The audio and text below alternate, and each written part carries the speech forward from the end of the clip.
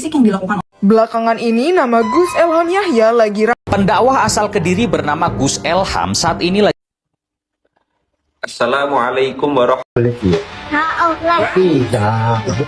Kamu kok nolak? Tidak semua loh, udah. Ya sanggunin bisa. KPAI akan laporkan Gus Elham.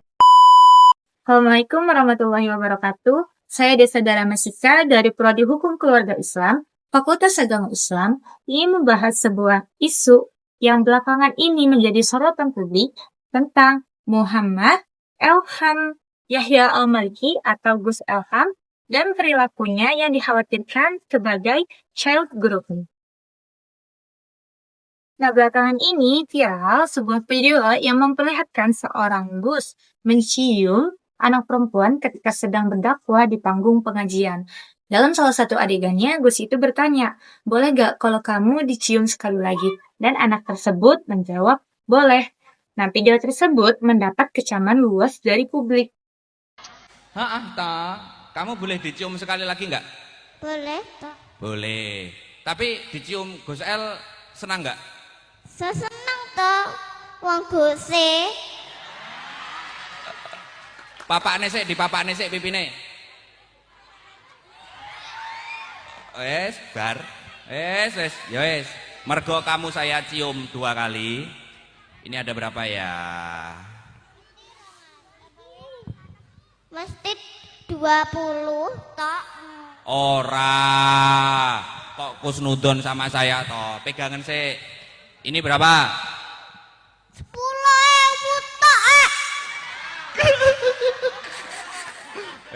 Engko sik, pegang dulu. Tangan kanan, kanan. Oke, tambah lagi. Beh, Tambah 100 toh. tambah berapa? 100. Yo. Isok bojone mulai bar kerja dikei sakwene. Tos tai, ngono kalau bojone mumet langsung kari isok. Ya iki, 2. 3. Gak apa-apa. Apa? Sampai 100 gak apa-apa. 3. 4. Kayak duit 10 lak merowong ngono lak wis mepet 100 ngono kae wis goyang-guyu ngono kae engko. 5. 6. Arepe menuju 100 gak guyu-guyu sik. Gak gelem yo an. Beh, cah iki senenge iki apa iki? Iki.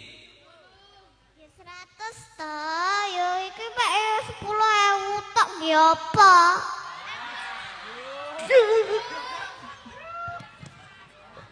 Ya.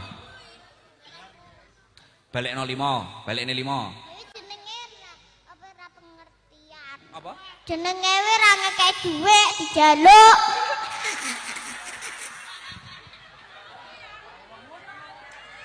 Pek iki sok bojone mau umat iki sampean tenan. Milih ndi? Ki apa ki?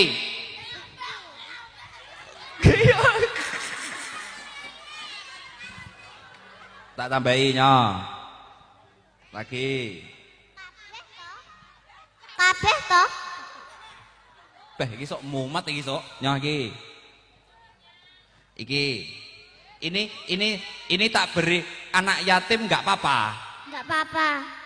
Nah, kenapa banyak orang menyoroti ini sebagai potensi child grooming? Karena menurut Menteri Pemberdayaan Perempuan dan Perlindungan Anak atau PPPA, bahwa perilaku seperti ini menunjukkan kuasa antara orang tua dan orang dewasa. Kemen PPPA juga menyebutkan bahwa dalam konteks sosial dan keagamaan, figur seperti Gus Elham ini memiliki otoritas yang sangat kuat, sehingga anak-anak pun merasa sulit untuk menolak atau melapor ketika ada perilaku yang tidak pantas. Nah, Kemen PPPA juga menyatakan bahwa pelaku grooming bisa menormalisasikan perilaku-perilaku menyimpang dengan kedekatan, kasih sayang, serta manipulasi emosional. Ini sangat berdampak kepada psikologis jangka panjang anak. Anak akan merasa bingung, salah, atau bahkan trauma. Komisi Perlindungan Anak Indonesia atau KPAI turut memberikan peringatan. Mereka menyebut tindakan mencium dan menyentuh saat sedang berdakwah di atas panggung bisa tergolong pelecehan seksual dan dapat menyebabkan dampak psikis kepada anak, seperti malu, rendahnya kepercayaan diri, dan bahkan trauma juga. KPAI juga menyoroti pentingnya edukasi etika interaksi dengan anak dan batasan hubungan fisik antara orang dewasa dengan anak-anak.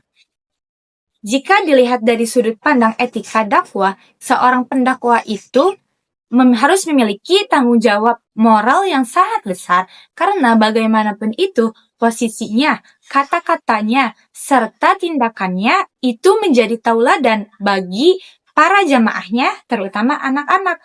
Dan perilaku yang dilakukan oleh Gus Elham, walaupun menurut dia dilakukan hanya dengan niat kasih sayang atau pendekatan pengajian, menimbulkan banyak pertanyaan. Apakah sudah melewati batas etika dakwah? Sejauh mana seorang pendakwa boleh menunjukkan kedekatan fisik dengan anak-anak? Seharusnya orang dewasa yang dihormati bisa berpikir dan tidak boleh menormalisasikan hal-hal tersebut. Child grooming adalah proses di mana pelaku membangun kepercayaan dengan anak dan lingkungan di sekitar anak. Bukan hanya melakukan tindakan fisik, tetapi juga manipulasi emosional, bujukan, dan normalisasi perilaku.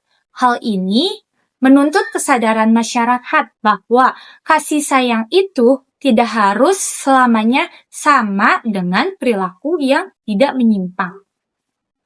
Dan penting sekali bahwa pendidikan tentang batas tubuh atau otoritas tubuh harus ditanamkan kepada anak sejak dini.